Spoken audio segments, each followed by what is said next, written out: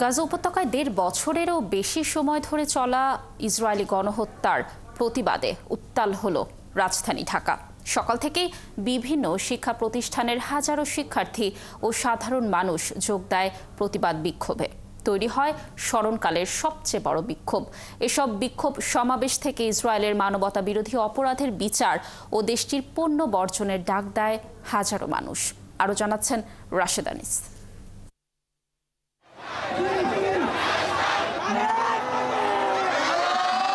Free free Palestine স্লোগানে উত্তাল রাজধানীর সায়েন্স ল্যাব এলাকা। সকালে ধানমন্ডি সিটি কলেজের সামনে থেকে বিক্ষোভ মিছিল শুরু করে শিক্ষার্থীরা। এরপর এলিফ্যান্ট রোড শাহবাগ হয়ে ঢাকা বিশ্ববিদ্যালয় এলাকায় সমাবেশে শামিল হন প্রতিবাদকারীরা। এ সময় কিছু সময়ের জন্য সায়েন্স ল্যাব ও শাহবাগের রাস্তা অবরোধ করে তারা। দলমত নির্বিশেষে বিভিন্ন ধর্ম ও শ্রেণী পেশার মানুষ যোগ দেয় বিক্ষোভে। গাজার নিরপরাধ মানুষের উপর গণহত্যা বন্ধে জাতিসংঘকে ব্যবস্থা নেওয়ার দাবি জানানো হয়। আমি বিশ্ব মুসলিমের কাছে একটাই উদারত আহ্বান জানাবো যে জাতিসংঘ, আরব বিশ্ব এবং পুরো বিশ্বের দিকে তাকিয়ে না থেকে সবাই সবার স্থান থেকে ঐক্যবদ্ধ হয়ে আওয়াজ তুলুন ইসরায়েলের বিরুদ্ধে।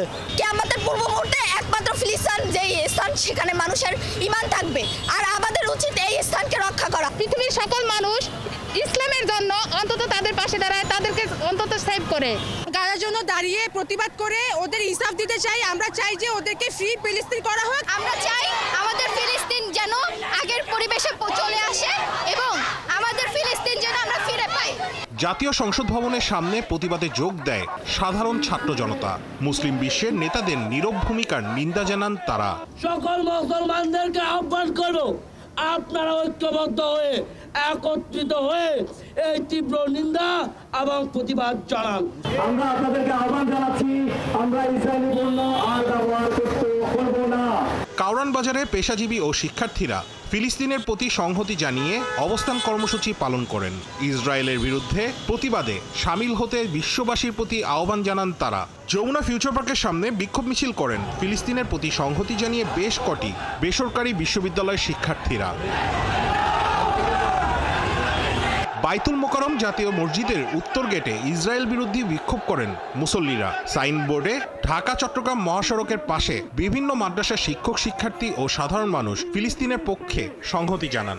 উত্তরায় ইসরায়েল বিরোধী প্রতিবাদের নামে শিক্ষার্থী ও সাধারণ মানুষ ইসরায়েলের বিরুদ্ধে ব্যবস্থা নেওয়ার দাবি জানান তারা।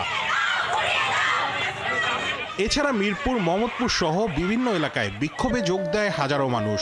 ইসরায়েলি পণ্য বর্জনের ডাক দেন তারা। রাশেদ আনিস, ৭১, ঢাকা।